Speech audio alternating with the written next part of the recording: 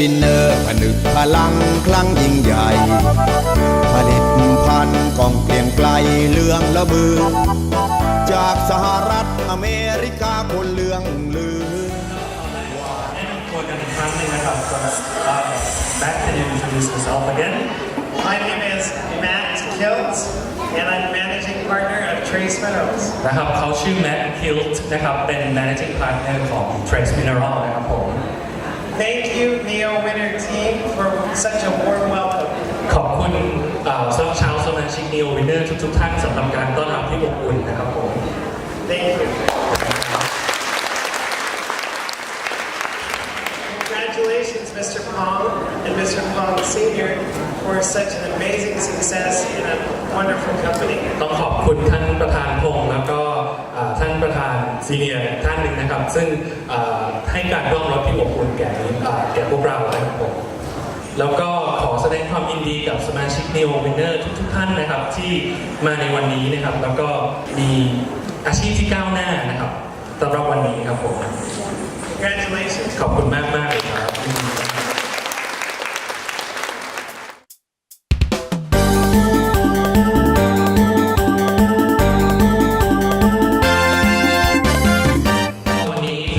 คุณแม็กนะครับจะมาแนะนำประวัติโดยคร่าวๆของ Trace Mineral ก่อนนะครับ It started in 1969 บริษัทเนี่ยก่อตั้งปี 1969 นะครับ This is our 50th year in business 50 years in business 50 ปีแล้วนะครับก็เป็นบริษัทที่มีประวัติยาวนานนะครับ Trace Minerals was a small company for many years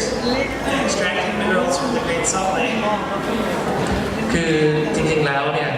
จุดเริ่มต้นของบริษัทเมื่อ 50 ปีก่อนเนี่ยเขาเริ่มต้นเป็นบริษัทเล็กๆที่ดึงแร่ธาตุออกมาจาก Great Salt Lake นะครับเป็นทะเลสาบแห่งหนึ่งที่รัฐยูทาห์นะครับผม I started working there when I was a sophomore in high school when I was 16 years old and there was only 3 employees then เป็นบริษัทที่เล็กมากจริงเมื่อ 50 ปีก่อนก็คือเขาเข้าไปฝึกงานที่บริษัทนี้ตั้งแต่อายุ 16 ปีครับ In 1999, myself and my business partner purchased Trace Minerals Research. แล้วหลังจากนั้นหลังจากเข้าไปฝึกงานแล้วทำงานกับบริษัทมาเรื่อยๆก็ได้มีการเติบโตของบริษัทสุดท้ายในปี 1999 เขาก็ได้ซื้อบริษัทที่ตอนแรกเข้าไปเป็นพนักงานฝึกงานสุดท้ายซื้อบริษัทมาเป็นของตัวเองกับพาร์ทเนอร์คนหนึ่ง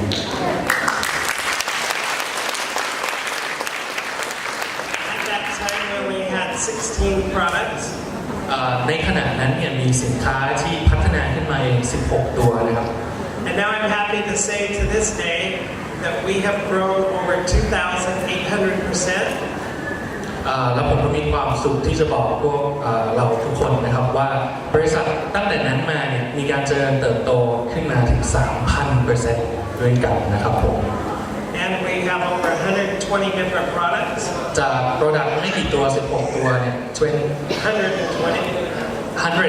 120 มีโปรดักต์ในตอนนี้มีสินค้าในตอนนี้120 กว่าสินค้าด้วยกันที่พัฒนา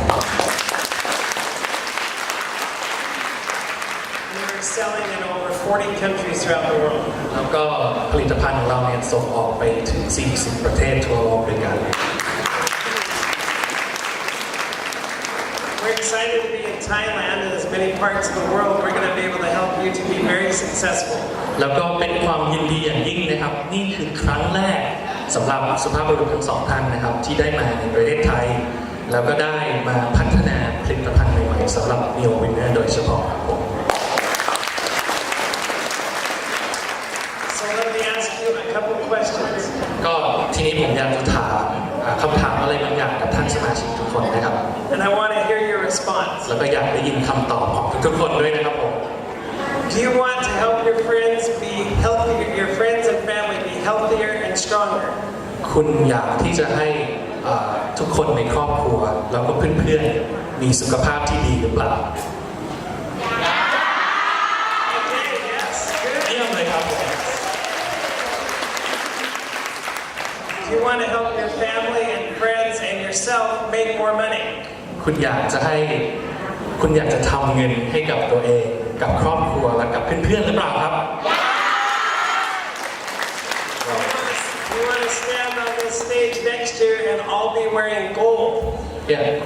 ทุกท่านอยากจะขึ้นมาบนเวทีในครั้งหน้าปีหน้าโดยที่ใส่เสื้อสีทองหรือเปล่าครับ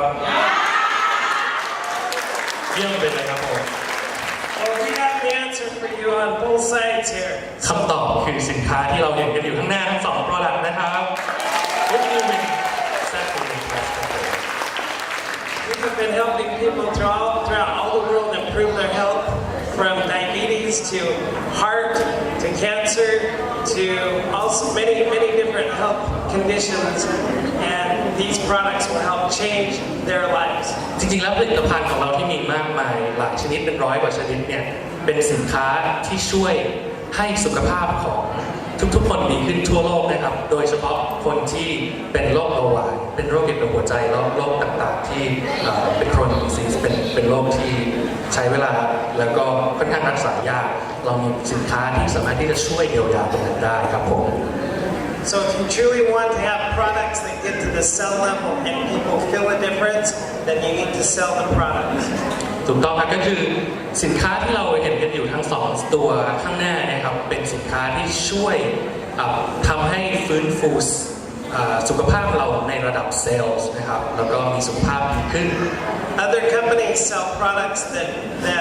may make them money, but people don't notice a difference. แต่ว่าจริงๆแล้วถ้าเราลองสังเกตดูเนี่ยมันก็จะมีสินค้าอื่นมากมายที่เข้าขายกันอยู่ทั่วไปแต่จริงๆแล้วเนี่ยพอใช้แล้วไม่ได้รู้สึกเห็นผลอะไรเลย You can be proud that Mr. Pong has brought products that make a difference that people notice when they take and help also people to make money to help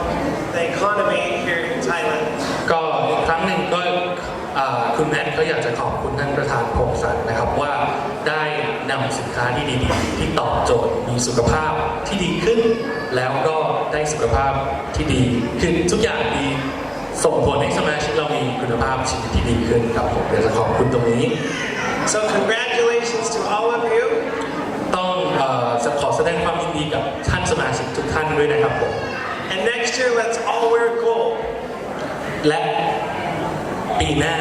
คือเป้าหมายของพวกเราที่จะมีสุขภาพที่ดีแล้วก็รวยขึ้นครับผม Right? Yes. Thank you. ขอบคุณมากๆนะครับผมงั้นเดี๋ยวผมจะขอแนะนำสุภาพบุรุษท่านต่อไปนะครับ Mr. Steve Rees can you please introduce yourself Hello, I'm Steve. I've been with the company for 16 years, working right side by side with Matt on all of our international markets. ก็สวัสดีนะครับทุกท่านผมชื่อสตีฟนะครับแล้วก็ผมทำงานกับทาง Trace Mineral แล้วเนี่ยทำงานร่วมกับแมทเนี่ยมามากกว่า16 ปีด้วยกัน I'm the Vice President of International Sales, and by doing that, we have been traveling to, like Matt said, over 40 countries, visiting people just like you with as these products change people's lives. ด้านที่ตำแหน่งของผมก็คือรองประธานฝ่ายบริหารนะครับแล้วผมก็ได้ท่องเที่ยวไปมากกว่า 40 ประเทศทั่วโลกแต่ละประเทศเนี่ยผมก็เข้าไปทำให้ชีวิตของหลายๆคนเปลี่ยนไปในทางที่ดีขึ้น I like you, I like to make money. ผมชอบทุกคนนะครับแล้วผมก็ชอบให้ทุกคนได้ตังค์มากๆมีเงินเยอะมากขึ้นนะครับ And I like to make money with things that help other people. แล้วมันก็สำคัญที่สุดว่าสิ่งที่คุณได้เงินเนี่ยมันเป็นสิ่งที่ทำให้สุขภาพดีขึ้นมันไม่มีอะไรดีกว่านี้แล้วครับผม So I think by having these products and being able to supply you with these products, you're able to help people live better lives, be more healthy, and in the process make more money to help you and your family. ก็ผมก็หวังเป็นอย่างยิ่งนะครับว่าผลิตภัณฑ์ที่เราร่วมพัฒนาด้วยกันระหว่าง Neo Winner และ Trace Mineral เนี่ยจะทำให้ทุกคนมีความสุขนะครับผมก็เดี๋ยวต่อจากนี้นะครับเราก็จะมาลองเรียนรู้ถึงผลิตภัณฑ์ที่ทาง Trace Mineral ได้นำมามอบให้กับสมาชิกนะครับ Alright. So the base question is, what are trace minerals and why do we need them? So we'll try to go through this slide to give you an understanding of what trace minerals are and why they're important. ก็คือจริงๆแล้วคอนเซ็ปต์ของชื่อบริษัทนะครับคำว่า trace mineral เนี่ยมันหมายความว่า trace หมายถึงจำนวนน้อยๆ mineral แปลว่าแร่ธาตุคอนเซ็ปต์บริษัทเลยเป็นแร่ธาตุปริมาณน้อยๆสมาชิกคงงงว่าแล้วแร่ธาตุอะไรปริมาณน้อยๆเดี๋ยวเขาจะอธิบายต่อไปนี่เบสิกมันเป็นคอนเซ็ปต์หลักของบริษัท yes go ahead So there was a doctor in 1912, Alex Carroll. He's a French surgeon, and he was the winner of the Nobel Prize in medicine. เรื่องเริ่มต้นจากปี 1912 นะครับมีคุณหมอที่ชื่อว่า Alexis Carrel เป็นคุณหมอฝรั่งเศสนะครับเป็นsurgeon เป็นหมอผ่าตัดนะครับแล้วก็เป็นนักชีววิทยาด้วยคนนี้เขาทำงานวิจัยแล้วเขาได้รางวัล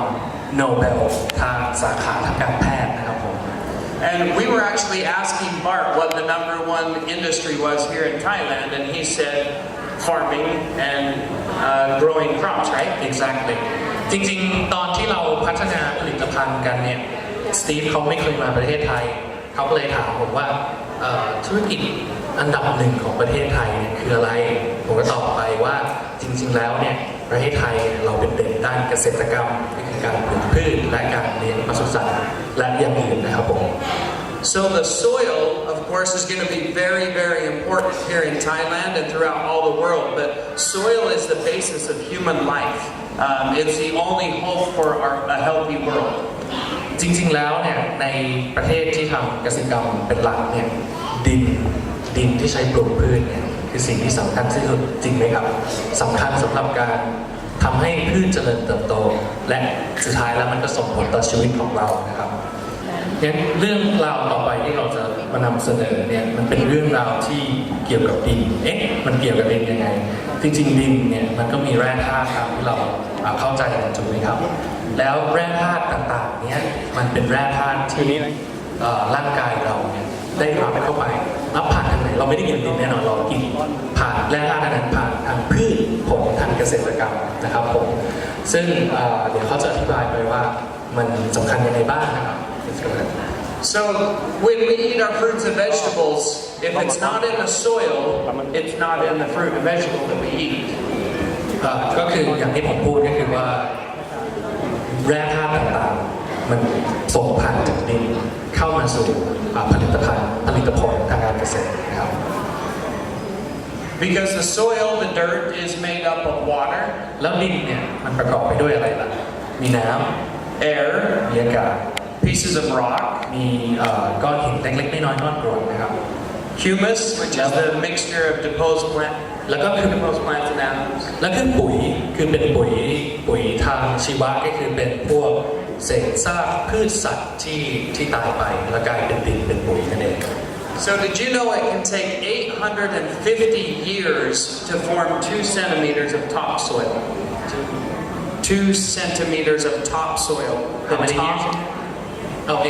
The top layer of soil that is the most fertile and has the most nutrients can take 850 years to form. จริงๆแล้วดินเนี่ยที่เราเห็นว่าไม่มีค่าเนี่ยการที่สิ่งต่างๆย่อยสลายอย่างเช่นหิน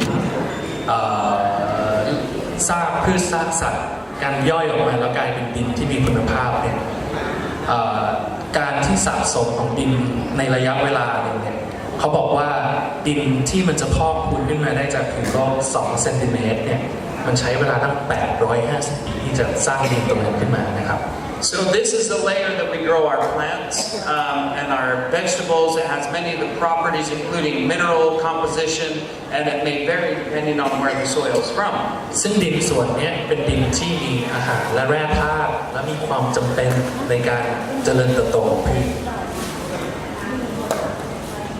So in his statement, Dr. Carell's statement, we have since then,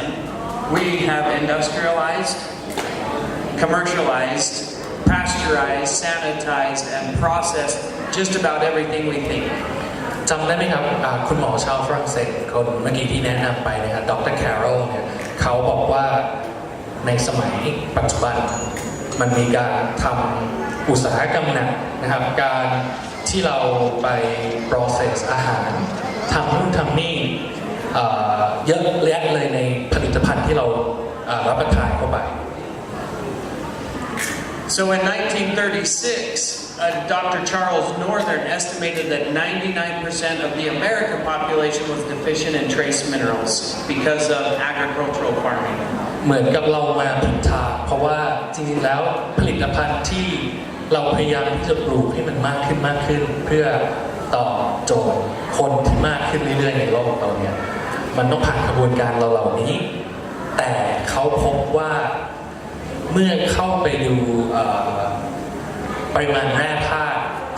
ที่พวกพืชผลเราเนี่ยส่งต่อมาให้เราจากดินเนี่ยกลายเป็นว่าถ้าดูจากคนอเมริกันนะครับเขาบอกว่าประมาณ 99% เกือบทุกคนของคนอเมริกันเนี่ยขาดแร่ธาตุครับผมที่จำเป็นต่อการทำให้ร่างกายมีสุขภาพดี So that was over 80 years ago that we were 99% mineral deficient. การศึกษาตรงนี้มันตั้งแต่1936นะครับนั่นคือประมาณ80ปีที่แล้วที่เขารับรู้เรื่องตรงนี้นะครับ So he went on to explain that how delicate these deficiencies are, that we're in our bodies it makes us die, we suffer, we have sickness and shortness of life because of these mineral deficiencies. จริงๆแล้วเนี่ยการขาดแร่ธาตุจำนวนมากแร่ธาตุชนิดแร่ธาตุหลายๆอย่างที่อยู่ในดินเนี่ยมันมีเยอะแยะมากการขาดแร่ธาตุเหล่านี้จำนวนแค่เล็กน้อยเนี่ยมันก็ส่งผลถึงคุณภาพชีวิตของทุกคนนะครับซึ่งขาดเป็นระยะเวลานานก็ทำให้ตายเร็วขึ้นก็เป็นไปได้ So that's the basis of our entire company is the fact that if it's not in the soil, it then will not be in the food. นั่นหมายความว่านี่คือเบสิกนี่คือหลักการของบริษัท Trace Mineral บริษัทที่เกี่ยวข้องกับ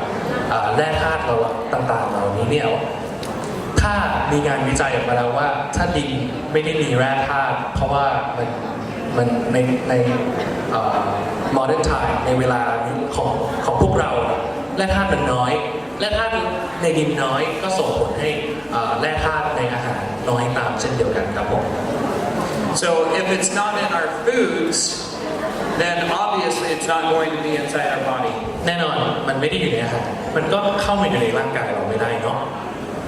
So who knows what the definition of deficiency is? ใครรู้ถึงความหมายของการขาดสารอาหารบ้างครับขาดสารอาหารเป็นยังไงครับ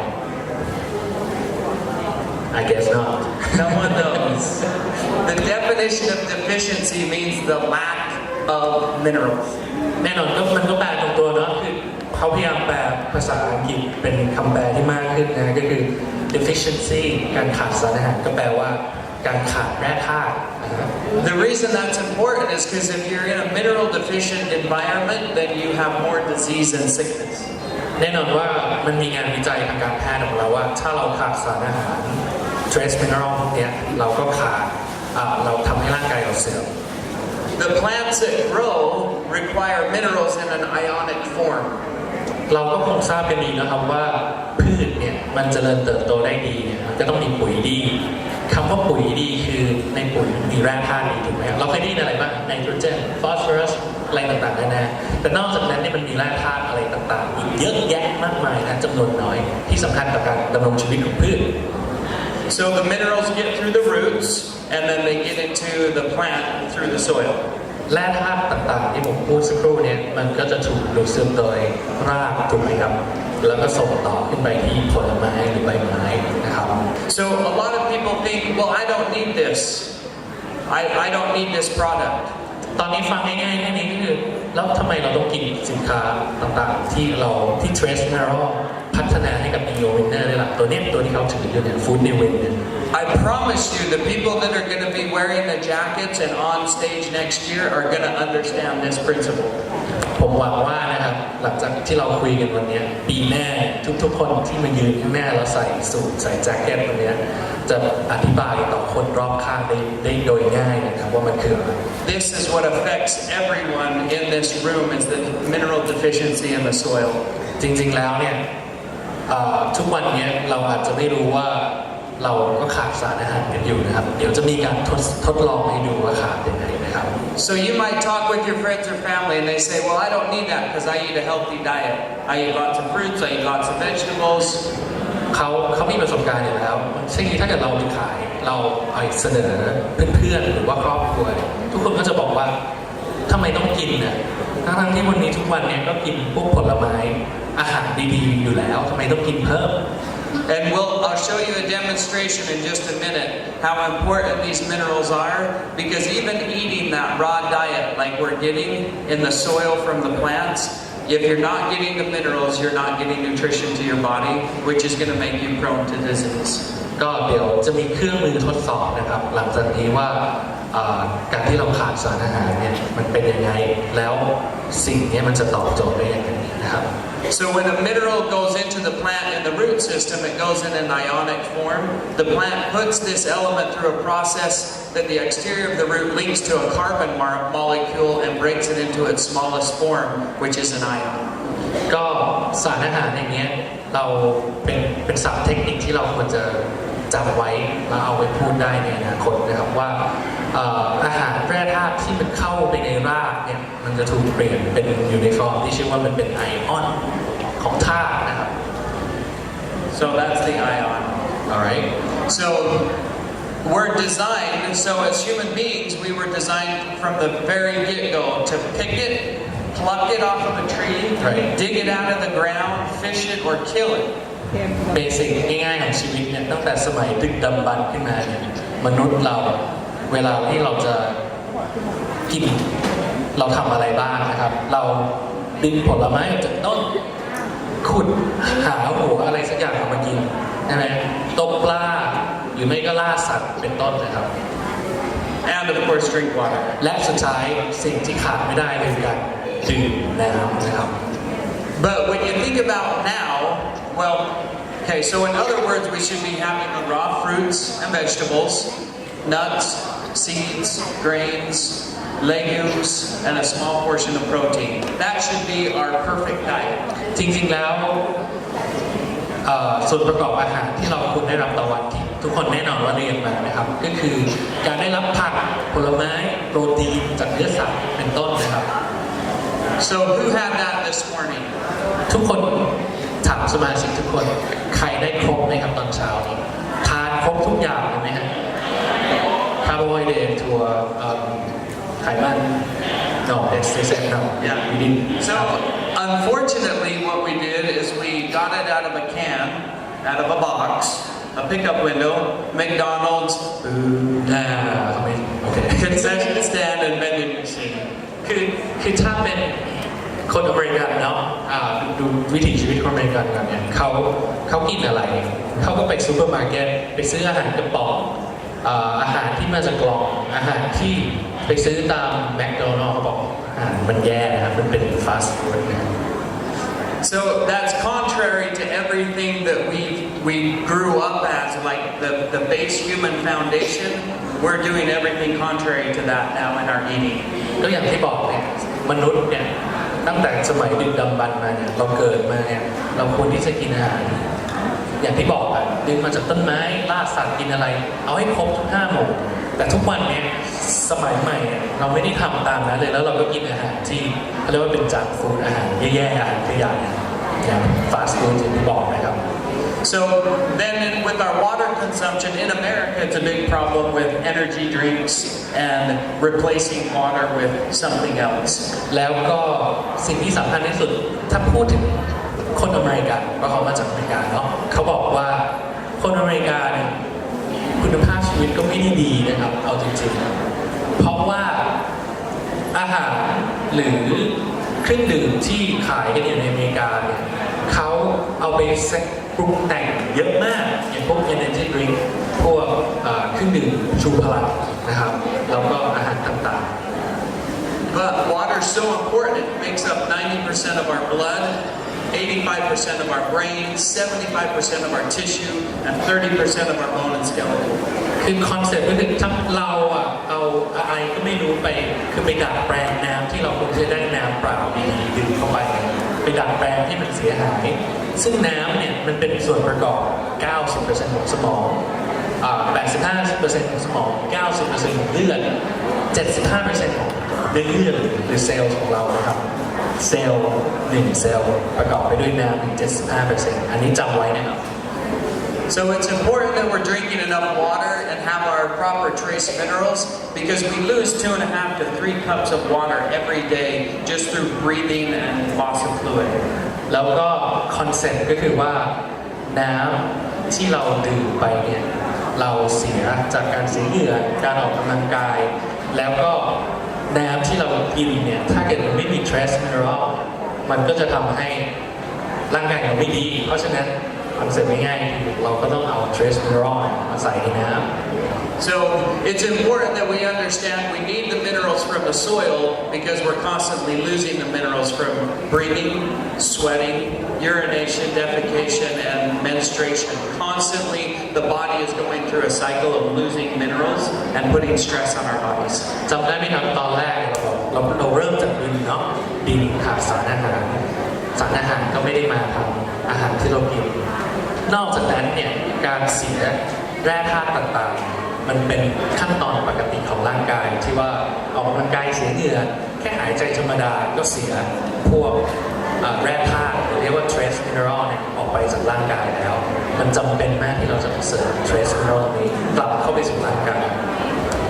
So we have a thing that's called cabin fever in America during the winter. You ever heard of that? No. Cabin fever. Never heard of it. It means that we miss the sun.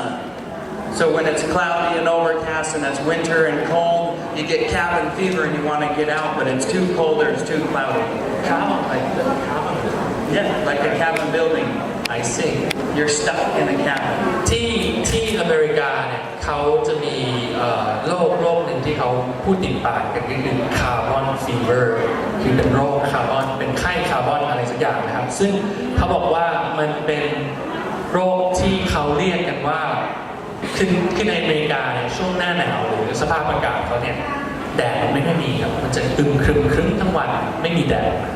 So what we're missing is vitamin D3.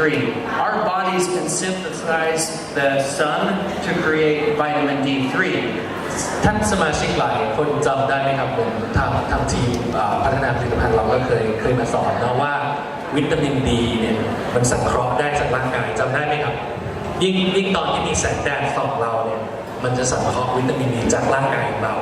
trace mineral หรือแร่ธาตุไม่สามารถรับสังเคราะห์ได้เองจากร่างกายคอนเซ็ปต์สำคัญ We have to put those back in our body. So that's why trace minerals are so important because if they're once again not in the soil, they're not in the fruit, they're not in our body. ก็อย่างที่ย้ำกันนะครับแร่ธาตุไม่มีในดินไม่มีอาหารเราต้องเสริมเข้าไปเองจากนี้นะครับแล้วก็อันนี้ที่เห็นข้างบนเนี่ยเป็นตารางแร่ธาตุบางตัวเนี่ยมันเป็น trace mineral นะครับ So you're either and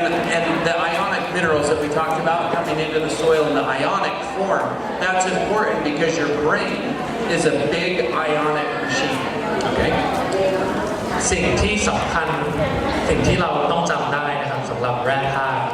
ก็คือว่ามันเป็นส่วนประกอบเป็นส่วนสำคัญที่ทำให้สมองเราและสมองเราวิ่งได้มีสติคิดไวนะครับ And that's important because we're not clinically dead when our heart stops. It's actually when our brain stops sending electrical responses to the rest of the body. เคยได้ยินเรื่องราวต่างๆครับอย่างเช่นทางการแพทย์เนี่ยเขามองว่าเวลาที่หัวใจตอนไหนที่คนเราตายทางการแพทย์นะครับไม่ใช่ตอนหัวใจหยุดเต้นนะครับทางการแพทย์สมัยใหม่ตอนที่คนตายนั่นคือตอนที่สมองตาย So if you're tired, if you have stress,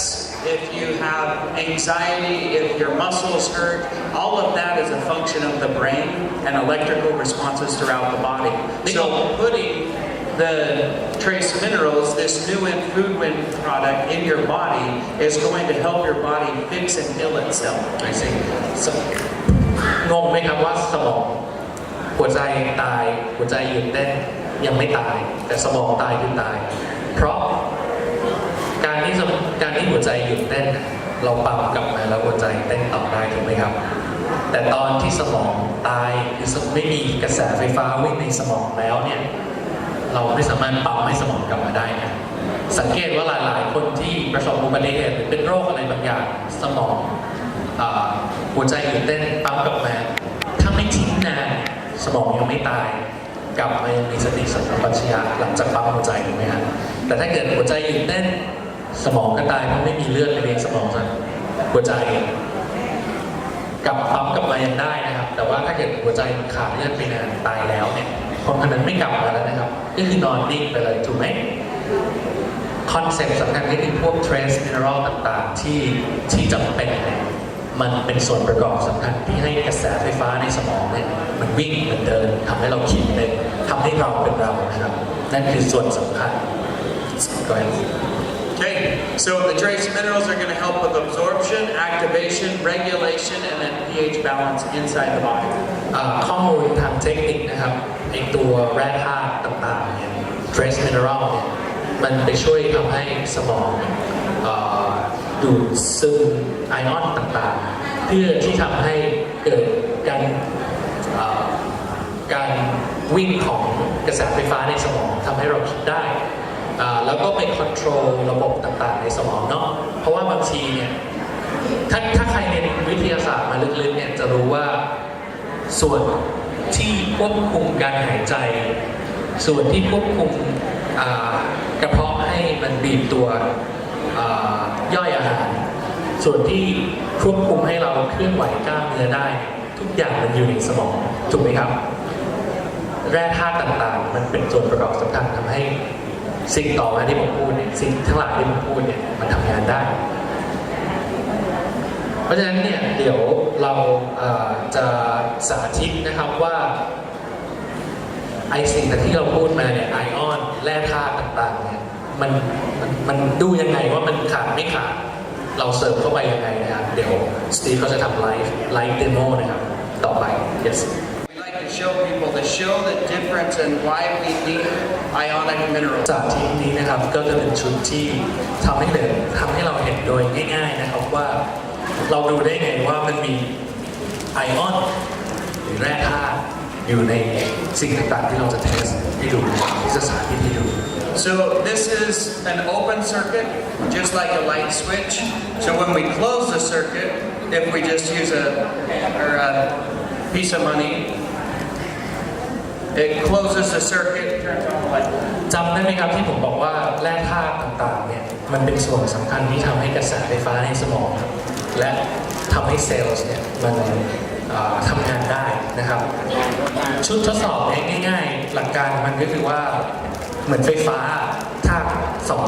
าขั้วแตกกันบวกกับลบเนี่ยมันทำให้เป็นระบบปิด closed circuit นะครับกระแสไฟฟ้าวิ่งได้ไฟสว่างถ้าเกิดone moment อย่างเช่นยกตัวอย่างเช่นเหรียญเนี่ยเป็นสื่อกลางที่ทำให้กระแสวิ่งได้เดี๋ยวเขาจะแตะให้ดูนะแต่สองขั้วเนี่ย please touch the I have toโอเคเราวางเหรียญตรงนี้เนาะทุกคนจะเห็นไหมเห็นไหมคะคือมันถือไม่ได้เพราะว่าถ้าเกิดผมแตะปุ๊บมันช็อตมือผมนะคะก็เอาเหรียญวางแล้วก็เอาสองขั้วเนี่ยแตะเหรียญไฟสว่างเนาะ Again please Who says we see if Bart is alive ไปเลย Okay, so when we put these circuits in the water, it's not going to conduct any electricity because the water is filtered, and we need those ionic minerals to carry the current. ถ้าน้ำเป็นน้ำบริสุทธิ์ที่ไม่มีไอออนอะไรอยู่เลยน้ำแบบกรอง RO เนาะมันก็จะไม่ทำให้กระแสไฟฟ้าติดนี่คือน้ำที่เขาหยิบมาจากโรงแรมที่พักนะคะไม่ได้มาจากไหนนะคะก็คือเบรียก็คือน้ำเราจะสามารถหยิบน้ำทั่วไปแบบบริสุทธิ์จ๋าไม่มีอะไรอยู่เลยนอกจากน้ำก็จะเห็นได้ว่าเป็นแบบนี้ So the good thing about bottled water is it takes everything out. The bad thing about bottled water is it takes everything out. ใช่ก็จริงๆน้ำกรองที่แบบกรองแบบสุดฤทธิ์สุดเดชเนี่ยไม่มีอะไรเลยนอกจากน้ำเนี่ยเราเมื่อก่อนเรามองว่ามันดีเนาะแต่จริงๆแล้วมันไม่ได้ดีขนาดนั้นนะครับ So when it goes through the filter, it doesn't just take out the bad stuff. It takes all the good stuff as well. คือจริงๆแล้วมันสำคัญที่เราต้องกรองน้ำเพราะว่าในน้ำมันมีเชื้อโรคมี มีสารต่างๆที่ไม่ดีต่อร่างกายแต่ระบบการกรองน้ำของเราในสมัยนี้เรากรองทุกสิ่งทุกอย่างออกเลยทั้งสิ่งที่ดีเช่นไอออนแล้วก็สิ่งที่ไม่ดีอย่างเช่นเชื้อโรค What are you putting? So this is alfalfa powder. Okay. อันนี้เป็น alfalfa powder นะครับผง alfalfa ใส่ลงไปในน้ำแล้วก็คนดู So depending on how concentrated and how far down in the soil we go, it is going to turn on the light bulb and have minerals or not. Okay. So you should put more and then it will show us, right? That should work. All right. So see how the light bulb's starting to come on? เห็นไหมครับพอเราใส่ผงอัลฟาฟามากขึ้นมันทำให้ เริ่มมีแสงไฟ So there's minerals in the alfalfa because it grows deep enough into the soil to pull out minerals. เหตุผลว่าทำไมใส่อัลฟาฟาแล้วไฟติดมากขึ้นเพราะอัลฟาฟาเป็นพืชถูกไหมพืชเนี่ยมันได้ไอออนมาจากดินไงมันดูดขึ้นมาจากรากเนาะเป็นไอออนแล้วพอเราใส่กลับไปลงในน้ำเนี่ยใส่ปริมาณสูงขึ้นไฟก็เริ่มติดมากขึ้น So a lot of people use alfalfa in their tablets because the roots grow so deep, they can pull all of those ionic minerals out of the soil. That's why a lot of tablets that when you smell, smells like alfalfa. ก็ในสมัยปัจจุบันมีการใช้อัลฟาฟานะครับใส่ลงไปในแท็บเล็ตเป็น เป็ เม็ น ด แบบเม็ดเป็นแบบแคปซูลที่เราทานกันอยู่ณปัจจุบันนะคะ ใช่ครับอันนี้พูดถึงเรื่องของการนำไฟฟ้าเรื่องของไอออนเนาะไม่ได้เกี่ยวข้องกับความสามารถอื่นๆของอัลฟาฟาที่ทำให้ร่างกายเราดีขึ้นเนี่ย เป็น โฟกัส เพียงตัวอย่าง เฉพาะแร่ธาตุเฉพาะแร่ธาตุเท่านั้น So who thinks we can turn the light on with the apple? โอเค คิดว่าแอปเปิลจะทำให้ไฟติดได้ไหมครับ คิดว่าได้ไหมคะได้ไหมคิดว่าแอปเปิลมีประโยชน์เนี่ยเนาะ They said yes Yes? Why? ทำไมคะเพราะอะไรคะเพราะเป็นพืชผลไม้ because it's crops and crops get the iron from the soil Okay. Let's test. มาดูกันไหมครับ เทสดูนะคะ ไฟไม่ ติ ติ ด ด ไหมติดไหมคะ เอาติดติดไหมคะลิ้นหลีก็ไม่ติดนะ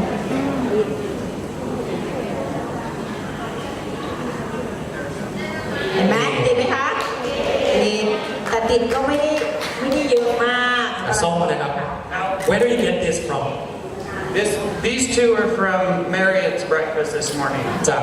จิ๊กมาจากโรงแรมนะฮะตอนกินบุฟเฟ่ต์ตอนเช้านะฮะ คือกลัวว่าเราจะเตรียมให้ไม่ทันเพราะว่าเอามาจากโรงแรมนะคะ ต่อมาดูที่ส้มกันบ้างค่ะ So here's an orange. มาดูที่ส้มนะคะ It's not lighting up. Why is there a difference? Why will the apple light or the orange won't? How come they're not all lighting? เขาถามครับว่าทำไมแอปเปิลติดแล้วส้มไม่ติดล่ะครับ เพราะอะไรคะรู้ไหมคะอยากรู้ไหมคะเดี๋ยวดูไปพร้อมๆกัน It's just curious why Yeah. Well, that's the question I'm asking. The difference is, where did these come from? Where was it grown? They've actually found a difference of over 80% in the same field growing an apple of what's in one apple versus another apple in the same field. เอาจริงๆเนี่ยมันก็เป็นคำถามที่เขาสงสัยมาตั้งแต่ต้นที่เขาจอย Trace Mineral ว่าเอ๊ะทำไมมันต่างกันล่ะ A study from Rutgers University. From where? Rutgers University. It's a research paper, right? Yes. Got it. คือจริงๆแล้วมันมีการศึกษาวิจัยนะครับว่าในไร่เดียวกันไร่สวน4ส่วนที่ปลูกแอปเปิลเดียวกันเนี่ยลูกแต่ละลูกเนี่ยมันก็ต่างสว่างกันไหมมันต่างกันครับบางลูกติดบางลูกแบบอ่อนมาก So we're getting a difference in what we're eating. We might be thinking, hey, I'm eating a good diet. I'm eating apples, I'm eating oranges, I'm eating carrots, I'm eating potatoes. So each one might change a little bit with the amount of ions in the vegetable or fruit that we eat, but it all depends on what's in the soil. ก็สุดท้ายแล้วเนี่ยมันทุกอย่างเนี่ยมันขึ้นอยู่กับดินนะครับว่าดินมีแร่ธาตุแค่ไหนแล้วแร่ธาตุถูกดูดซึมขึ้นไปบนต้นไม้ขึ้นไปอยู่แต่ละผลเนี่ยมันก็ไม่เท่ากัน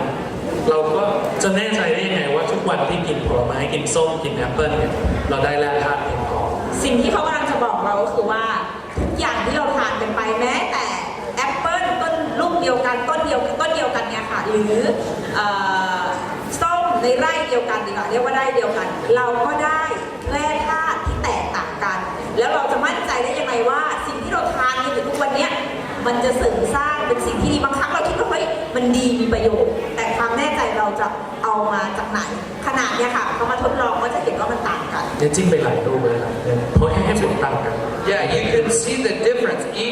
Each fruit that we're doing has some different value of minerals that it's getting in your body. นะครับก็เราเห็นแล้วล่ะว่าแร่ธาตุที่เราได้รับเนี่ยมันไม่ได้เท่ากันทุกลูก So the whole basis of the food Nguyen is you're taking trace minerals, the minerals of magnesium that our bodies need from the soil, and we're putting it in a form that is consistent, the same every day, every drop. Right. ตัวฟู้ดนิวรินที่เราเห็นกันทุกวันที่เขาพิพัฒนาให้เราเนี่ยมันเป็นการทำให้เรามั่นใจได้ว่าเราจะได้รับอาหารแร่ธาตุในปริมาณที่เท่ากันต่อเนื่องทุกวันเพราะว่าเรารวมทุกอย่างเข้ามาอยู่ในนี้แล้ว So we saw the difference in all of the fruits. Now we'll do a couple drops just in the water. ไม่กี่หยดนะครับ We'll just do 1, 2, 3, 4, 5, 6 drops. สว่างไหมครับ ปรบมือนะคะให้กับผลิตภัณฑ์ของเราเลยค่ะ6 หยดเท่านั้นนะครับ แค่6 หยดเท่านั้นเริ่มตั้งแต่หยดแรกเลย There's more minerals that our body needs in 5 or 6 drops than eating all of these fruits combined with what we're feeling inside. เฉพาะถ้าเรามองเฉพาะแร่ธาตุที่เราควรได้รับนะฮะมินิจิ้มไปตั้งหลายลูกเนี่ยไม่ค่อยขึ้นแค่ตรงนี้6 หยดแร่ธาตุมีปริมาณมากมันขึ้นสว่างมากนะครับ So we go back to fruits and vegetables, and even if we're eating it and it's supposed to feel good, it's supposed to taste good, really we're eating it for what it's doing for our bodies. Because of over-harvesting and poor crop rotation, the minerals are not in the foods we eat. Right. Hence, we can't light the light bulb. We need supplements to be able to get us the nourishment we need so our bodies heal itself. การทำเกษตรกรรมเชิงอุตสาหกรรมหมายถึงการทำที่มากเกินไปการโรเตทการปลูกพืชซ้ำหลายๆครั้งทำให้แร่ธาตุในดินมันถูกปลดปล่อยไปในหลายๆครั้งถูกไหมฮะในพืชนั้นปลูกต่อๆไปแร่ธาตุก็น้อยลงนี่คือคอนเซ็ปต์หลักของผลิตภัณฑ์ก็คือว่าเราก็เอาตัวฟู้ดนิวรินมารับประทานเพื่อที่จะให้ร่างกายเราได้รับสารตรงนี้พวกมินเนอรัลต่างๆพวกแร่ธาตุต่างๆในปริมาณที่เหมาะสมเพราะถ้าเกิดเราไปกินทั้งหลายเนี่ยได้น้ำตาลเยอะเนาะเดี๋ยวก็มีปัญหาอีกถูกไหมครับเราพูดถึงแร่ธาตุเป็นหลักนะครับตัวเอง So this is why people feel a difference when they take it. By selling this product, yes, you're going to make money because it works, but because people feel a difference. You're not just selling something, they call it a snake oil, you heard that saying? You're not just selling something just to get people to buy it. This, you're actually going to feel a difference. Think about your brain telling your muscles to move. Right. Every time that goes, that's your brain saying, run, move, function, get rid of cancer, disease, illness, sickness. And your body fights all that off with the number one product it needs. Of course. So การได้รับกลับมาเรื่องเดิมนะเราต้องพูดซ้ำๆให้หลายคนพอจะจำได้นะครับว่าแร่ธาตุ มันมีผลที่ทำให้สมองเราเดินทำงานได้อย่างปกตินะครับสมองมีผลควบคุมการดำเนินชีวิตของเราการขยับขยื่นร่างกายการที่เราหายใจอัตโนมัติเนี่ยสมองสั่งการทั้งนั้นถ้าสมองขาดไอออนขาดเทรสมินอลขาดแร่ธาตุตรงนี้การดำเนินไปของชีวิตก็จะน้อยลงนะครับจริงๆแล้วเนี่ยเราพูดถึงสมองกันนะครับว่ามันต้องการไอออนต้องการแร่ธาตุเข้าไปทำให้มันทำงานจริงๆเรามีอย่างหนึ่งที่เราอยากจะโชว์ท่านสมาชิกก็คือว่าในระดับในเนื้อเยื่อส่วนอื่นอวัยวะส่วนอื่นอย่างเช่นร่างกายเราเนี่ยเนื้อเราเนี่ยมันก็มีเซลล์เป็นจำนวนมากซึ่งเซลล์ต่างๆเนี่ยมันต้องการแร่ธาตุที่จำเป็นในการคงอยู่ทำให้มันมีชีวิตเนาะเซลล์แต่ละเซลล์นั้นเนี่ยเดี๋ยวทางสตีฟเขาจะโชว์รูปหนึ่งนะครับว่าให้เราดูว่ามันสำคัญยังไงเจนไหมคะว่าทุกๆครั้งเนี่ยที่เขาตัวจิ้มตัวกระแสไฟลงไปในแก้วที่มีฟูดนิววินเนี่ยไฟสว่างหมดทุกตัวเลยแล้วแค่จิ้มเล็กๆน้อยๆอะค่ะก็จะเห็นว่าไฟติดอย่างสว่างอย่างชัดเจนเพราะฉะนั้นเนี่ยเราจึงมั่นใจได้ว่าเมื่อเราเนี่ยรับประทานตัวฟูดนิววินเข้าไปทุกครั้งเขาสารที่เพียงแค่5 หยดนะคะ5 หยดเนี่ยเราจะได้รับสารอาหารแร่ธาตุเนี่ยเข้าไปตรงสู่ร่างกายถึงสมองของเราได้อย่างเต็มที่เต็มเปี่ยมทุกครั้งที่เราทานซึ่งเป็นสินค้าที่ยอดเยี่ยมพิสูจน์ได้ด้วยตาทุกคนเองแล้วนะคะปรบมือดังๆให้ค่ะขอบคุณค่ะฟังแล้วภูมิใจมากขึ้น This is really exciting to show how this product which we didn't even mention. This is the #1 selling product in the U.S. with 92% market share. #1 selling trace mineral. สินค้าตัวนี้ที่เขามาร่วมพัฒนากับเราเนี่ยถ้าดูเฉพาะตลาดของอเมริกาเนี่ยเขามียอดขายส่วนแบ่งตลาดเนี่ยสูงมากกว่า 90% นะครับนี่คือเป็นเจ้า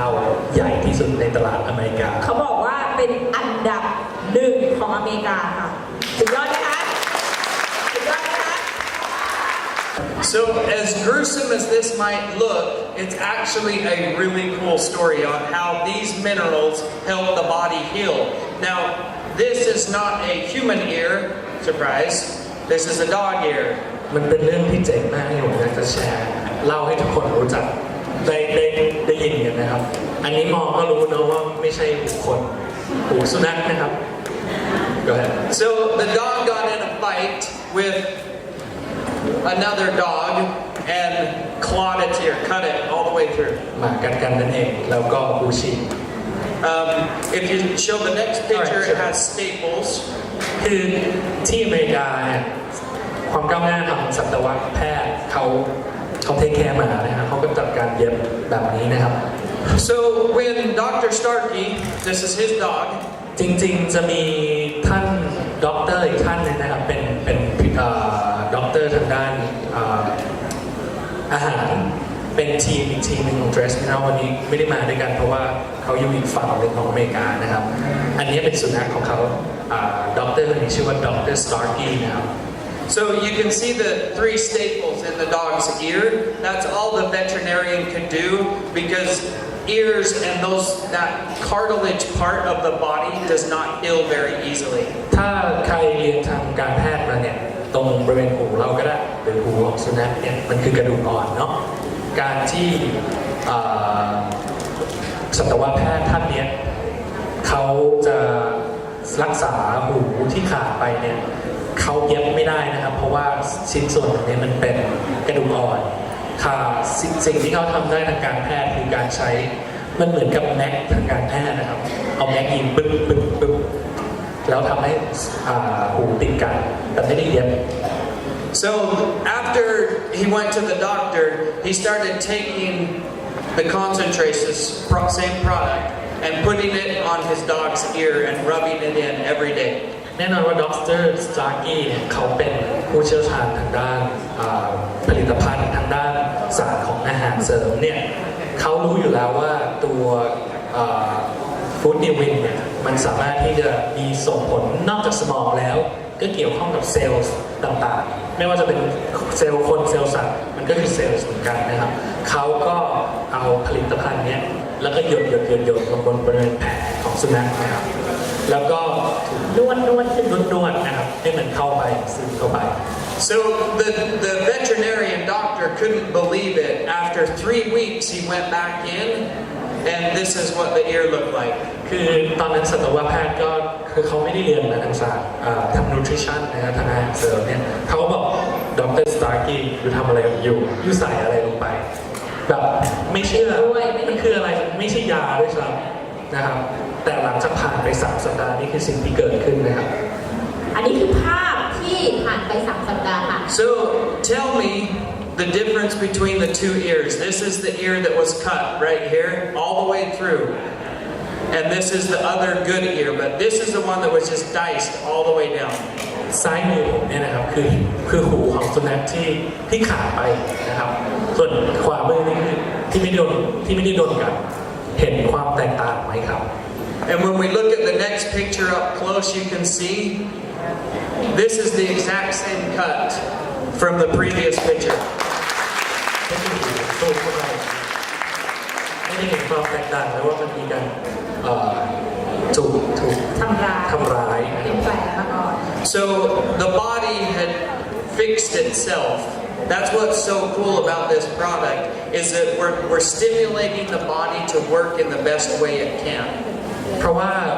ตัวแร่ธาตุต่างๆที่ใส่เข้าไปตัวฟู้ดนิวเวนเนี่ยมันเข้มข้นแล้วมันก็เข้าไปช่วยให้เซลล์ซ่อมแซมตัวเองให้มีสุขภาพดีขึ้นนะครับ So I have a picture as well, something that happened to me. I don't know how you explain a clay pigeon thrower. โอเคมันเป็นกีฬาอย่างหนึ่งเนาะแล้วที่อเมริกาเนี่ยมันเป็นกีฬายอดนิยม So I just bring that up that I didn't just walk in front of it and get hit. It was คือไอ้เขาจะพยายามบอกว่าผมไม่ได้ซุ่มซ่ามนะครับโดยที่ไปเดินแน่เครื่องคือผมยกจะเอาไปยิงเป้าแล้วปรากฏเครื่องเสียมันดีดใส่หัวผมเลย I knelt down because I knew there was a screw that was broke. Okay. So I went down and I looked at it and I touched it with my finger and that arm whipped around and hit me right in the eye. ก็ตอนจะหยิบนั่นแหละแล้วมันวางอยู่เนาะจะหยิบขึ้นรถเขาก็เห็นเฮ้ยมันมีน็อตตัวหนึ่งมันหลวมก็แค่คุกเข่าลงไปพยายามจะขัดปรากฏว่าแค่แตะน็อตตัวที่มันหลวมนั่นแหละมันตีใส่หัวปุ๊บเลยนะครับเดี๋ยวจะให้ดูว่ารูปเป็นยังไงยังมีอารมณ์ถ่ายรูปนะครับตอนนี้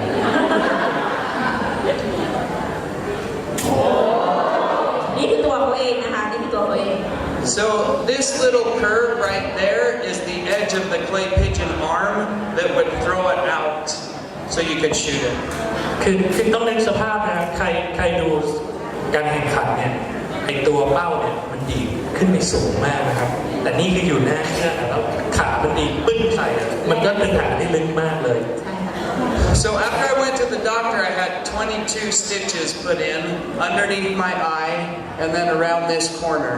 เย็บ22 เข็มด้วยกันนะครับ And for about a month, I would sit with this same product on my finger and I would just rub it on my eye. แน่นอนว่าตอนนั้นเนี่ยทำงานกับ Trace Mineral มานานเนี่ยรู้อยู่แล้วว่าสินค้าตัวนี้มันช่วยทำให้เซลล์กลับมามีสุขภาพดีขึ้นเขาก็นั่งหยดแล้วก็ถูแผลเป็นเวลา1 เดือนหลังจากนั้นนะครับ after a month Yeah you could see there's no swelling there's no chelation the hard clumps and completely underneath my eye you can't even see it at all คือปกติแล้วแผลลึกและกว้างขนาดนี้มันจะทำให้เป็นแผลแล้วก็มีจุดบริเวณที่เป็นแผลเป็นดำๆเนี่ยเกิดขึ้นแต่เดี๋ยวหลังจากสตีฟลงไปจากเวทีทุกคนมาดูที่หน้าสตีฟได้ว่าเขาบอกว่ามาดูที่หน้าเขาได้เลยนะครับผม So I'm convinced thanks to the good Lord upstairs and also the product Food Newen it allowed my body to heal itself that I didn't lose any sight and my skin fixed itself แน่นอนก็คือตัว Food Newen เนี่ยมันเขาเชื่ออยู่แล้วว่าสินค้ามันดีเราก็ได้ใช้หยดกับตัวเองด้วยคือจริงๆแน่นอนว่าการรับประทานโดยหลักคือการดื่มเข้าไปแต่ว่าการหยดลงไปที่เซลล์โดยตรงมันก็ช่วยทำให้เซลล์มันได้รับตรงนั้นเลยตรงไปเลยนะครับผม So we're very excited to have you sell both of these products, both the Food Nuan and the Z Nuan, and how important that is. So with the Food Nuan, it's a powerful trace mineral and magnesium to help the body heal itself. The magnesium content is the bone and joints, heart, brain function to get those minerals. จริงๆมันมี product 2 ตัวเนาะตัวที่เรารู้จักเรายังไม่รู้จักเพราะว่าวันนี้เขามาพูดเป็นหลักเนี่ยก็คือตัว Food Nuan ตัวนี้นะฮะซึ่งนอกจากไม่ใช่นอกจากใน1 ขวดเนี่ยมันมีแร่ธาตุเยอะมากแล้วตัวเด่นของมันเนี่ยก็คือตัวแมกนีเซียมนะครับซึ่งแมกนีเซียมเนี่ยมันมีผลการศึกษาที่นอกจากจะช่วยเป็นอิเล็กโทรไลต์ทำให้สมองแล่นทำให้เซลล์มีสุขภาพดีหายดีขึ้นมันยังมีการศึกษาวิจัยทางคลินิกเดี๋ยวผมจะโชว์เปเปอร์ต่อไปได้ว่ามันทำให้ข้อเข่าดีขึ้นด้วยครับผมอันนี้ไม่ได้บอกคือมันมีการศึกษาจริงๆเป็นเปเปอร์วิจัยนะครับผมแล้วก็อีกตัวหนึ่งก็คือ Z-Nuan Plus So this product also has a clinical trial on it in a medical journal that it helps with osteoporosis and osteoarthritis, which already translated. Okay, so it's really important. It's the #1 selling. It's clinically tried. We're kosher, GMP, halal, vegan, vegetarian, NC Omri, and GRAS certified. ก็คือจริงๆไม่ได้ย้ำเน้นเนาะเพราะว่าจริงๆแล้วเนี่ยผลิตภัณฑ์นี้ผลิตจากอเมริกาแล้วโรงงาน Trace Mineral ประสบการณ์มามากกว่า50 ปีเนี่ยเขามี certificate มีใบรับรองสำคัญนะครับว่าโรงงานเป็นโรงงานที่ได้มาตรฐานแล้วได้ certificate เยอะมากที่ทำให้เขาเป็นระดับของอเมริกาในด้านอาหารเสริมทางmineral นะฮะทางตัวนี้นะครับผม And you know how important the cell food is on the opposite end with the acidity to help promote ionic minerals into the body, and that acidity helps to balance out the body as well. ในตัวของอีกตัวหนึ่งนะครับที่เราอาจจะรู้จักกันแล้วก็คือตัว Z-Nuan เนี่ยตัวนี้มันเป็นสินค้าที่มีกรดอยู่ในตัวนะครับโดยกรดตัวนี้เป็นการปรับสมดุลให้ร่างกายเนี่ยสามารถที่จะดูดซับตัวแร่ธาตุได้ดีมากขึ้นนะครับผม So this is providing oxygen to the cells, which of course is very important, so the cells can move around and deliver oxygen to the rest of the body. แน่นอนอย่างที่เรารู้กันอยู่แล้วว่าตัว Z-Nuan เป็นตัวที่เพิ่มออกซิเจนให้กับเซลล์เพราะฉะนั้น2 Product 2 สินค้าเนี่ยมันเป็นส่วนที่สนับสนุนกันตัวหนึ่งให้แร่ธาตุตัวหนึ่งให้ออกซิเจนและเป็นกรดที่ปรับสมดุลให้ตัวนี้ดูดซึมได้ดีมากขึ้นนะครับการทำงานเนี่ยมันต่างกันง่ายๆนั่นเองค่ะ So of course when you take both of them together is going to be the best approach. You're getting the oxygen to the cells, you're getting the magnesium to the heart, the brain, and the trace minerals. You're going to allow the body to heal itself by taking both products at the same time. แน่นอนว่าการที่เรารับประทาน2 ตัวทำให้เราเนี่ยมันปรับสมดุลของร่างกายเนาะแล้วก็ทำให้ทุกส่วนเนี่ยทำงานประสานกันได้ดีมากขึ้นนะครับผมจัดเสร็จก็เป็นการจบการดำเนินรายการของฝั่ง Trace Mineral นะครับผม